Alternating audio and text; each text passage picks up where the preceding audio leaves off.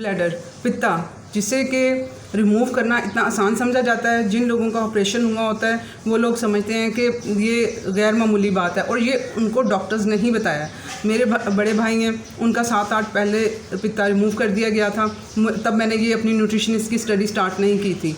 तो अब जब मैंने ये स्टडी स्टार्ट की तो मैंने अपने भाई से डिस्कस किया कि आपका तो ये बहुत इशू है, आपको तो इन केयर्स की ज़रूरत है और इस तरह से चलना चाहिए, आपका गॉल ब्लैडर रिमूव कर दिया गया है। तो उन्होंने मुझे कहा नहीं बच्चे, मुझे तो डॉक्टर ने कहा था कोई इशू नहीं है, ये इसके बगैर भी गुजारा चल जाएगा। उन्होंने उसको गॉल ब्लैडर को निकाल के उसकी जो पाइप है जो उसको उन्होंने सीधा डायरेक्ट मैदे में कर दिया। ये कमेंट्स मेरे भाई ने मुझे दिए, उनको जो कि सऊदीया में होते हैं, जो बाहर के डॉक्टर ने उनको सेटिस्फाई उनको इतनी आसानी से कर दिया गया था।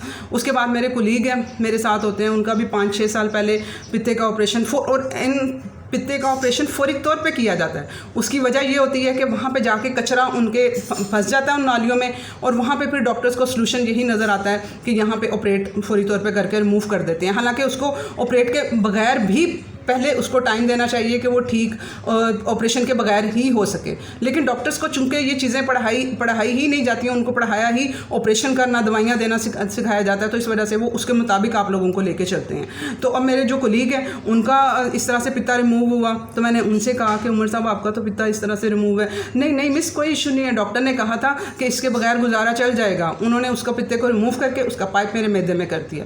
ये 2 लोगों के ये कमेंट्स हैं। इसके अलावा और बहुत से लोग हैं जो कंसल्टेंसी भी मेरे साथ ले रहे होते हैं, वो इसको गैर मामूली समझ रहे होते हैं, जबकि पीछे इशू आया है। तो जो आप लोगों का ये गॉल ब्लैडर रिमूव हुआ है, ये आज के वीडियो में मैं यही सब कुछ डिस्कस करने वाली हूँ कि जिनका गॉल ब्लैडर रिमूव हो चुका हुआ है, क्योंकि बहुत से क्वेश्चंस आ रहे थे। मैंने फैटी लिवर्स और लिवर पे जो वीडियोस बनाई हैं तो उनका था कि इशू कि हमारा तो गॉल ब्लैडर रिमूव हो गया हुआ है, तो हम लोग किस तरह से इसे कंट्रोल करें।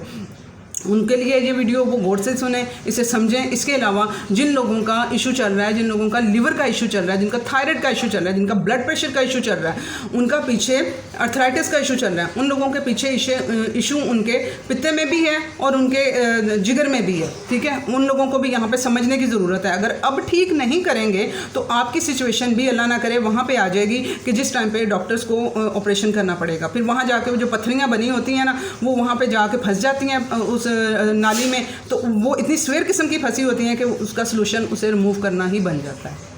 अस्सलाम वालेकुम, welcome to listen your body show. मैं अपनी nutritionist, exercise, health disease study की बेस पे लोगों की हेल्थ को इम्प्रूव कर रही हूँ। आएँ आप लोग भी हमारे साथ वीडियोस को सुने, समझें, अपनी लाइफ में इम्प्लीमेंट करें और अपनी हेल्थ को यहाँ से उठा के यहाँ पे लेके आएँ। अब बात हो रही है इसकी पित्ते की, कि जिनके लोगों का पित्ता रिमूव हो जाता है। अब पित्ता कितना अहम काम कर रहा होता है, ये बाइल सॉल्ट को होल्ड करके रखता है हमारे अगले खाने तक। यानी कि जो बाइल होता है ये एक मियाई मादा होता है जिसने कि हमारे खाने में चिकनाई जो हम खाते हैं उसको डाइजेस्ट करना होता है, और चिकनाई हमारे लिए बहुत ज़रूरी होती है।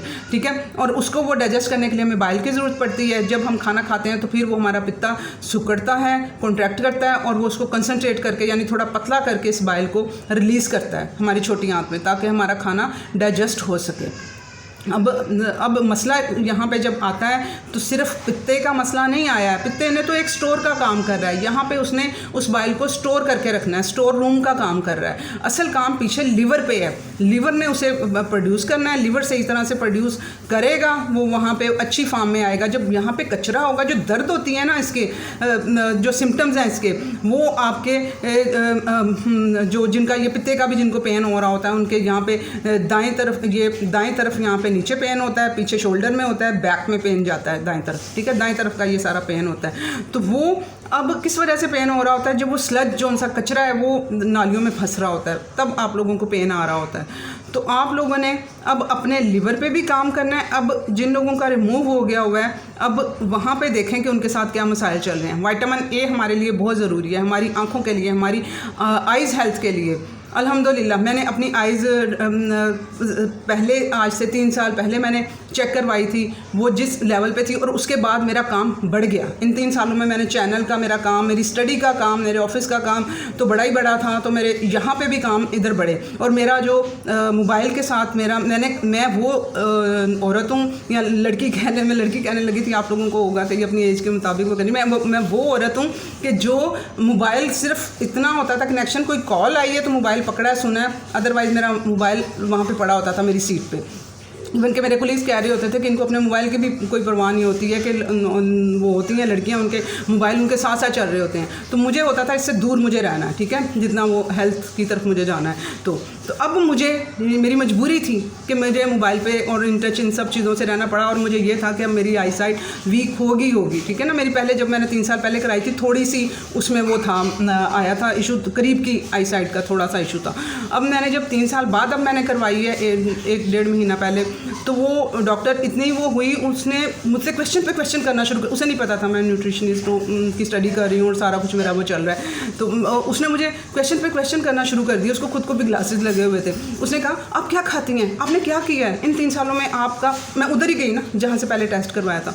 तो उन्होंने मेरा पिछला कार्ड भी निकाला और सारा वो चेक किया। तो उन्होंने मुझसे वो क्वेश्चन पे क्वेश्चन करना शुरू हो गई कि आपकी तो आई साइट जो सी है वो बिल्कुल भी नहीं बढ़ी है, और लोग आते हैं कि 3 साल में, और आपकी एज के मुताबिक 48 ईयर मेरी एज है, ठीक है, आपकी एज के मुताबिक वो जब 3 साल बाद आते हैं तो उनका लेवल बहुत ऊपर गया हुआ होता है। दूर की आई साइट उसने जब सारी चेक की, कहती माशाल्लाह दूर की आई साइट तो आपकी बहुत अच्छी है, और जो करीब की है वो उतनी ही रही है, आपकी कम नहीं हुई।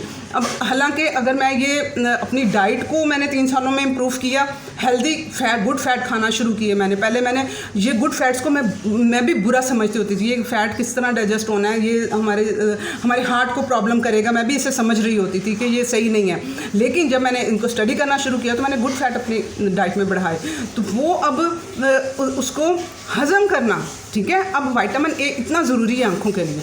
अब ये उसमें बीफ के लिवर में भी पाया जाता है, ठीक है। जो गाजर वगैरह में जो पाया जाता है ना, वो इनएक्टिव फॉर्म होती है, वो एक्टिव उसे कराना पड़ता है, वो एक्टिव नहीं होता, ठीक है। तो इस वजह से आप लोगों ने इसका जो सोर्स है विटामिन ए का, मैं इस पर एक कंप्लीट अलग वीडियो बना दूंगी विटामिन ए के लिए, ठीक है। और आइज़ पे भी मुझे बनानी है कि जो मैंने किया है मैं आप लोगों को किस तरह सिखाऊं कि अपनी आई की हेल्थ बहुत ज़रूरी है और इसको आप लोगों ने कंट्रोल करना है। और मैं 3 सालों में जितना ज़्यादा मैंने काम किया है, जितना मेरा एक्सपोजर बढ़ा है इसके ऊपर, स्क्रीन के ऊपर, तो मुझे था कि मैं कन्फर्म थी जब मैं चेक कराने गई हूँ कि मेरी वो ना आई साइट बढ़ गई होगी और मेरा इस तरह इशू बन गया होगा। अल्हम्दुलिल्लाह इस वजह से कि मेरी डाइट साथ में अच्छी थी, ठीक है, उसने मुझे वो कंट्रोल करके रखा है इन चीज़ों को। हालांकि आई साइट के लिए मुझे होता है कि आप लोग अपना रात को 1 घंटा पहले वो टीवी स्क्रीन ये बंद कर दें, और मैं मुश्किल से 20 मिनट पहले सोने से पहले कर पाती हूँ, क्योंकि मेरी मजबूरी है जॉब के साथ, चैनल को, ये वो सारी चीज़ें। तो अब आपने विटामिन ए जो सा है वो भी इतना ज़रूरी है, वो हज़म नहीं होगा जब तक आपका बाइल नहीं आएगा। ये कनेक्शन मैं आप लोगों के बना रही होती हूँ, आप लोगों को समझ आ जाए कि हम लोगों ने करना क्या है, क्यों ज़रूरी है हमारे लिए ये चीज़ें। तो आपने विटामिन ए भी आप लोगों को डाइजेस्ट नहीं हो पाएगा जिन लोगों का बाइल नहीं है, ठीक है। जो पित्ता है लेकिन उनका बाइल प्रोड्यूस नहीं हो रहा है, या हो रहा है वो ठीक तरह से काम नहीं कर पा रहा, तो आपका विटामिन ए डाइजेस्ट नहीं हो पाएगा, ठीक है। और मैंने कहा कि ये फैट सॉल्युबल है, ठीक है, और यही फॉर्म एक्टिवेट है। तो गाजर खाई जाएंगे वो अच्छी हैं, विटामिन होते हैं, वो अच्छी चीज़ें हैं, लेकिन विटामिन ए का गुड सोर्स जो है वो फैट सॉल्युबल ही है। उसके बाद विटामिन ई हमारे लिए बहुत ज़रूरी है, जो हमारी फीमेल्स के हार्मोन्स हैं, ठीक है, जो विजाइनल ड्राइनेस, आई ड्राइनेस, ठीक है, जो इचिंग होती है, आँखों में खारिश हो रही है, जिस्म के ऊपर खारिश हो रही है, विटामिन ई की डेफिशिएंसी होती है। एस्ट्रोजन लेवल जो से हैं उसको ठीक करने के लिए, उसको ठीक रखने के लिए विटामिन ई की ज़रूरत है। उसके अलावा हम लोगों को हार्ट की हेल्थ के लिए विटामिन ई की ज़रूरत है। खा रहे हैं आप लोग, आप देख रहे हैं, अच्छा इस डाइट में हम ये डाइट ले रहे हैं, जब तक आपका वो बाइल नहीं होगा, आपका डाइजेस्ट नहीं होगा, आपको लगेगा ये, ठीक है। जितना मर्जी आप लोग वो चीज़ें खाते जाएंगे, हमारे जो पिट्यूटरी ग्लैंड है वहाँ पर विटामिन ई को ज़रूरत होती है। विटामिन ई हमारे मसल्स में जाके स्टोर होता है, हमारे मसल्स को ज़रूरत होती है, ठीक है। विटामिन डी हम लोगों को बहुत ज़्यादा ज़रूरत होती है अपनी बोन हेल्थ के लिए, हमारे हार्मोन्स की हेल्थ के लिए, हम लोगों के स्ट्रेस लेवल को कम करने के लिए, अपनी लाइफ के डे टू डे काम करने के लिए। नहीं लगेगा जब तक बाइल नहीं है, क्योंकि ये फैट सॉल्युबल है। विटामिन K2 मैं कह रही होती हूँ कि विटामिन D3 जो है तब तक नहीं लगना है जब तक विटामिन K2 आप लोगों की बॉडी में पूरा नहीं है। विटामिन ये इनके ना अलग वीडियो विटामिन K2 का भी बना हुआ है, आप लोग उन वीडियोस को भी देख लो, सोर्सेज डाइट के उधर हैं। आपने वो खाते जाएंगे आप लोग विटामिन K2 भी, लेकिन नहीं लगेगा जब तक आप लोगों का बाइल नहीं है। अब विटामिन K1 जो सा ये हमें सब्जियों से हासिल होता है। अब वो सब्जियां जो क्लोरोफिल होते हैं, जिसमें फाइटोन्यूट्रिएंट्स होते हैं, हम कहते हैं कि बहुत अच्छे होते हैं, ये हमारे जिस्म में से कैंसर से बचाते हैं, ये इस तरह से हम ये ग्रीन लीफी वेजिटेबल्स और ये सब बहुत अच्छी होती हैं, फैट सॉल्युबल है, इनको भी फैट चाहिए साथ में। इसलिए तो कहते हैं सलाद लो तो उसके ऊपर ऑलिव ऑयल डालो, ऑलिव ऑयल के साथ वो खाओगे तो वो डाइजेस्ट होगा, एब्जॉर्ब हो पाएगा। यानी कि आप लोग वो क्लोरोफिल वाली चीज़ें भी खा रहे हैं लेकिन वो आपके जिस्म को नहीं लग रही अगर फैट नहीं है तो। गुड फैट इतना ज़रूरी है हमारी बॉडी को हर चीज़ के लिए। गुड फैट ब्रेन में, हार्मोन्स में, इधर उधर हमारे गुड फैट चाहिए होता है। तो अब गुड फैट जब आप लोग खाएंगे ही नहीं तो फिर क्या बॉडी क्या करती है, वो खुद से पैदा करना शुरू कर देती है।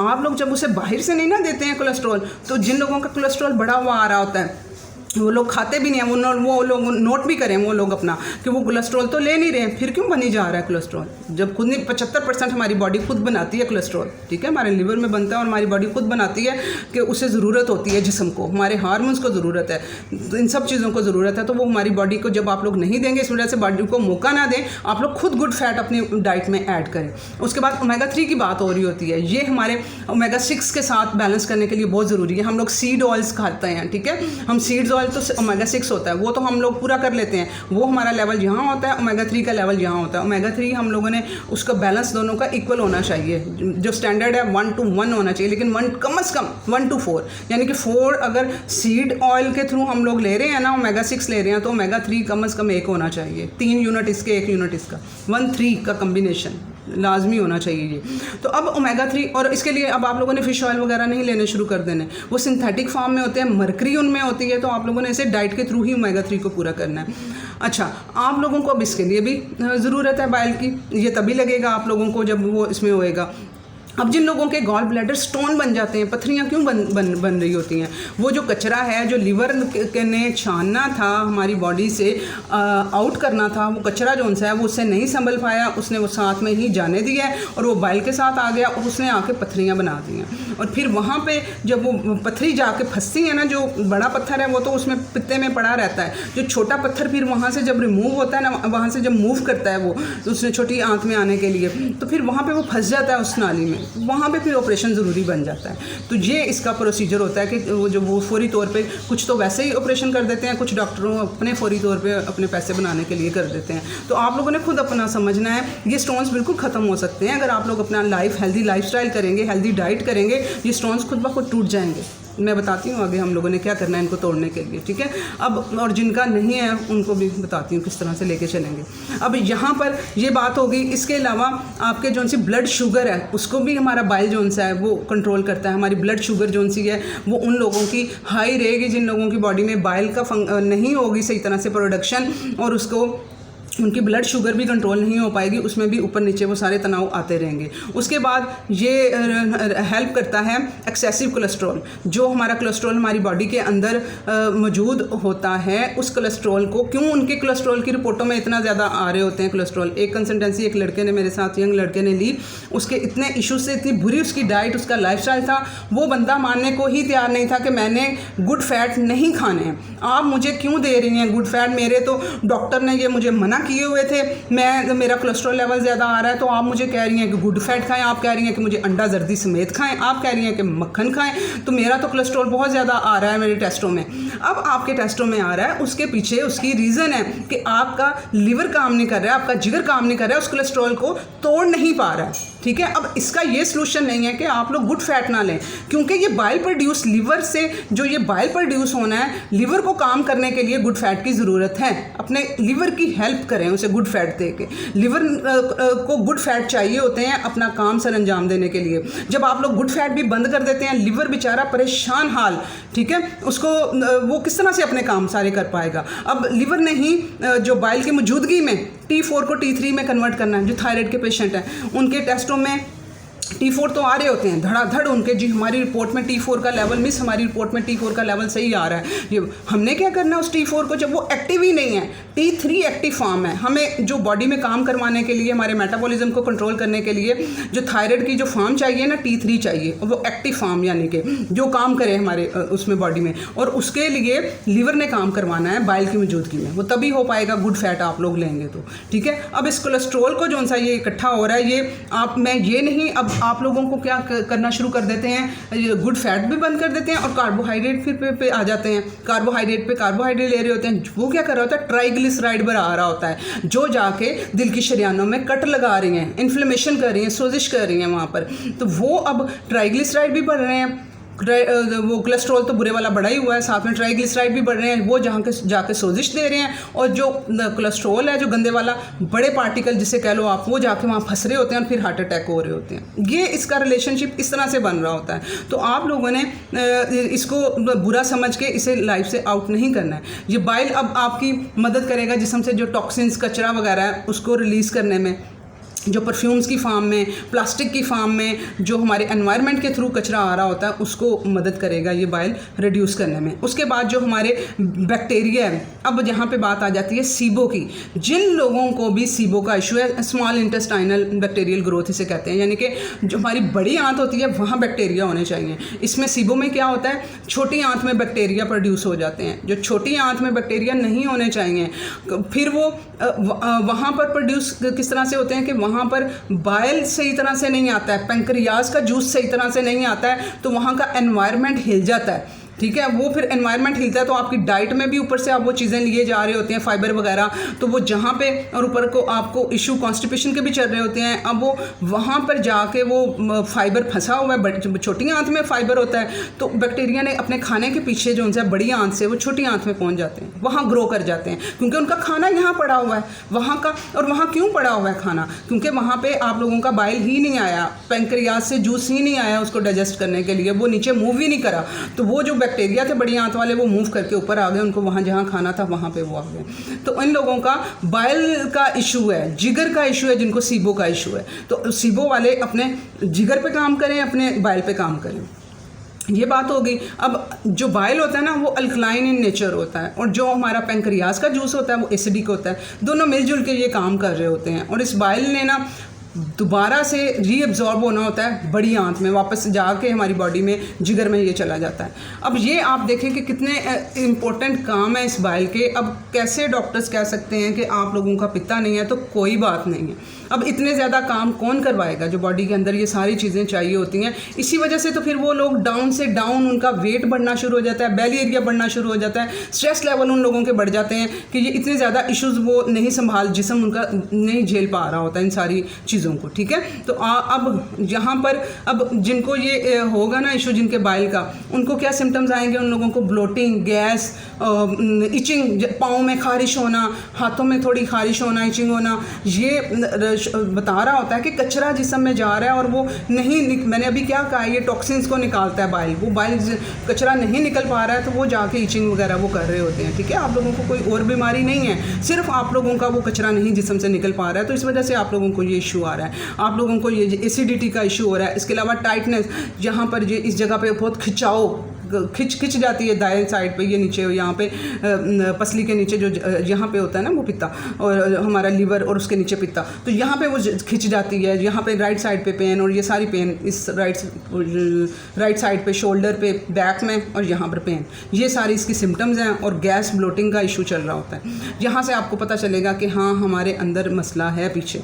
तो आप लोगों ने अब करना क्या है, आप लोगों ने जिनका लीवर, जिनका पित्ता नहीं है, आप लोगों ने पहला स्टेप अपनी फास्टिंग पे आए। ठीक है, इंटरमिटेंट फास्टिंग पे आए। इंटरमिटेंट फास्टिंग पे मैंने वीडियोस बनाई हुई हैं। उसे इंटरमिटेंट फास्टिंग का मतलब है रात के खाने से लेके जो सुबह फर्स्ट मील आपने लेना है उसके दरमियान लंबा वक्फा लेके जाना है। तो आप लोगों ने उसे 16 घंटों तक लेके जाएं, आहिस्ता आहिस्ता करके। मैं नहीं कह रही कि जल्दी जल्दी आप लोग ले जाएं, 16 घंटों तक आप लोग फास्टिंग को इम्प्लीमेंट करें, ताकि हमारे अंदर जो बॉडी के ऑर्गन्स हैं उनको रेस्ट और रिपेयर का टाइम मिले। जहाँ पे भी बार बार खाते जाएंगे, बार बार बाइल चाहिए होगा, वहाँ से लीवर से वो फेंकी जाएगा, क्योंकि मैंने क्या कहा था कि पित्ता क्या करता है, होल्ड करता है हमारे नेक्स्ट खाने तक बाइल को। अब आप लोगों ने अपने इंटरमिटेंट फास्टिंग करके अपने पहले स्टेप पे, अब पित्ता नहीं है, वो गॉल ब्लैडर नहीं है आप लोगों का, आप लोगों ने पहले नंबर पर फास्टिंग करके अपने आप को रिलीफ देना है। ठीक है, उसके बाद आप लोगों ने क्या करना है कि अब मैंने कहा है कि आप लोगों को लीवर को काम कराने के लिए, अब बाइल जो सा, ठीक है पित्ता नहीं है तो बाइल ने डायरेक्ट उधर से आना है। अब आ ही नहीं रहा, वो प्रोड्यूस ही नहीं हो रहा है, तो वो कैसे आएगा यहाँ पर मैदे में। ठीक है, पाइप तो उन्होंने फेंक दिया हुआ है वहाँ पे, लेकिन वो मसला आया था तो वो पाइप वो निकला ना, और पाइप फेंका तो वो प्रोड्यूस ही पीछे सही नहीं हो रहा है, हो ही नहीं रहा है। ठीक है, तो आप लोगों ने क्या करना है कि आप लोगों ने MCT ऑयल से शुरू करना है। MCT ऑयल कहते हैं कि मीडियम चेन ट्राइग्लिसराइड होते हैं ये। ठीक है ना, तो वो आप लोगों ने क्या करना है, MCT ऑयल अगर आप लोग अफोर्ड कर सकते हैं तो वो मार्केट से ले लें, अदरवाइज़ आप लोगों ने सिंपल कोकोनट ऑयल, लेकिन कोकोनट ऑयल जो सा है वो असली हो, अपने सामने कोल्हू से निकलवाएं, किसी ब्रांड का मत लें, उन्होंने मिक्सिंग की होगी। आप लोगों ने MCT ऑयल इसी से बनता है, कोकोनट ऑयल को ही एक्सट्रैक्ट करके उसमें से वो निकाल दिया जाता है, ठीक है। तो वो MCT इसी से ही बनता है। तो आप लोग जो है वो डायरेक्ट कोकोनट ऑयल अपने सामने निकलवा के कोकोनट ऑयल आप लोग यूज़ कर लें। आसान आप लोगों के लिए बना देती हूँ कि आप लोगों ने सिंपल कोकोनट का ऑयल लेकिन अपने सामने वो जो कोल्हू से निकलवा के, ठीक है। आजकल मशीनें लगी हुई हैं, ठीक है। वो पहले ऊँट से वर्क चलता था, अब वो मशीनें लग गई हुई हैं, आप ढूंढेंगे अपने एरिया में मिल जाएगा, नामुमकिन नहीं है कुछ भी। तो आप लोगों ने अपने सामने कोकोनट से वो निकलवा के आपने दिन में कम से कम 2 चम्मच से शुरू करना है, ठीक है। 2 चम्मच आपने यूज़ करने हैं उसके कोकोनट के, ठीक है, उस ऑयल के। आप लोग वो किसी न किसी फार्म में उसे वो अपनी इम्प्लीमेंट कराएं उसे, और उसे हज़म कराना है, ठीक है। उसके लिए एक्टिविटी थोड़ी करके, लाइफस्टाइल अपना चेंज करके उसे हज़म भी कराना है, ठीक है। एक तो ये होगा ना कि ये पहला स्टेप हम लोग फास्टिंग के थ्रू दे देंगे, दूसरा स्टेप आप लोग कोकोनट ऑयल या MCT ऑयल के थ्रू दे देंगे, ताकि वो थोड़ा सा तो बेहतरी की तरफ अंदर उसकी वर्किंग की तरफ वो काम होना शुरू हो। उसके बाद आप लोग अपने जो कुकिंग, अब हम लोगों ने, मैंने कहा चिकनाई को हज़म करता है, अच्छी या बुरी दोनों तरह की चिकनाई। आप लोगों ने अच्छी चिकनाई, तो मैंने कहा है कि आप लोग कोकोनट ऑयल ले लें। जो बुरी चिकनाई है आप लोग उसको कम कर दें। बुरी चिकनाई का मतलब है कि आप लोग जो कुकिंग ऑयल्स हैं उनमें खाना मत बनाएं। सिंपल आप लोगों ने अपना अगर सालन बनाना है ना, बहुत कम ऑयल में, सिंपल सरसों के तेल में, कोल्ड प्रेस सरसों का तेल उसमें, और वो भी उतना का बनाएं जितना खाना बनाने के लिए ज़रूरी है। थोड़ा थोड़ा वो, अब नॉन स्टिक बर्तन नहीं यूज़ करने आप लोगों ने, ठीक है। तो वो आप लोगों ने थोड़े थोड़े ऑयल में, जितने में गुजारा हो जाए खाना बनने में, ये 3 स्टेप आप लोग लेके आएँ तो देखिएगा कितनी बेहतरी आप लोगों के इसमें आती है। इसके अलावा अदरक का मैंने बताया हुआ, पिछली वीडियो में मैंने बताया था कि अदरक को इम्प्लीमेंट करें, उसको कैवे में से डाल के वो फिर बाइल को प्रोड्यूस कराने में वो हेल्प करेगा, आप लोगों के लिवर की हेल्प करेगा बाइल प्रोड्यूस कराने में, ठीक है। उसको लेके आएँ, ग्रीन टी को लेके आएँ, ये चीज़ें इम्प्लीमेंट करें, देखें कितनी इंप्रूवमेंट आप लोगों की आती है। और एक्सरसाइज, वॉक, स्ट्रेचिंग, एक्सरसाइज बहुत ज़रूरी है। एक्सरसाइज ये आप लोगों को बहुत हेल्प करेगी आपकी बॉडी में बाइल को मैनेज करने में। अल्लाह हाफ़िज़।